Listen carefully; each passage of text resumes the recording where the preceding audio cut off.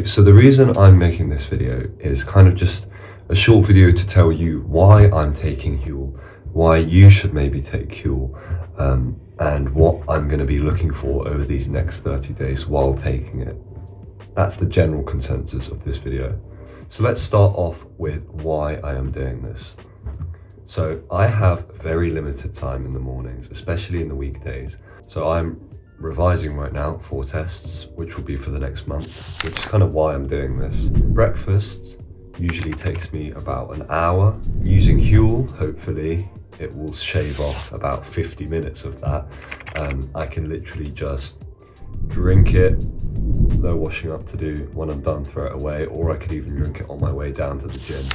Bear in mind that the reason I'm doing this is because the rest of my diet is really good. So I eat whole foods for the rest of my meals. I cook everything from scratch.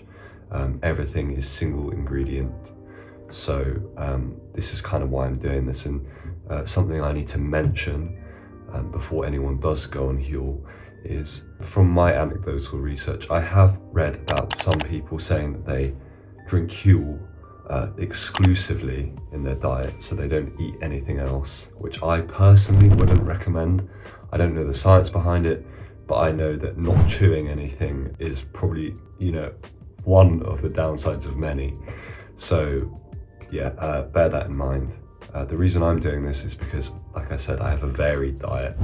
I eat a lot of whole foods, and so drinking Huel will probably complement that quite well. Now let's go over the stats of what Huel claims. This is for the Huel Black, by the way. So they claim 35 grams of protein, 26 vitamins and minerals, up to 7 grams of fiber, and 0 artificial sweeteners. I also forgot to mention the leucine benefit of Huel Black.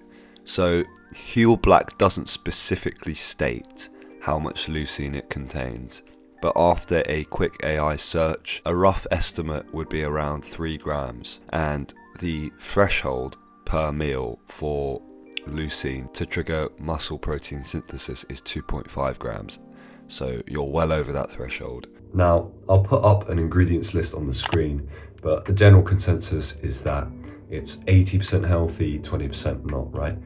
Obviously it is processed, but on the whole, like I said, if you're eating a varied whole foods diet, I think the time saved is much greater in benefit than the potential process downside, which, to be honest, I think because the ingredients are so healthy, I don't think it really matters. It's like saying, I'll eat a really healthy diet of 80% whole foods and then I'll have like a chocolate bar.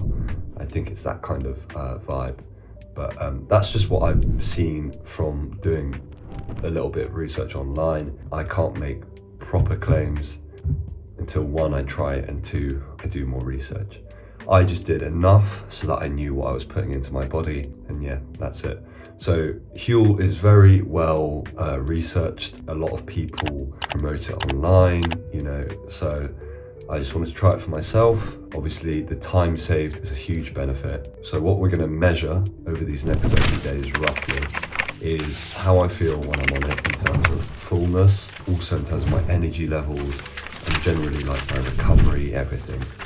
So I am doing a baseline test now. I feel pretty good, don't feel bad. Obviously, the main benefit will be time saved.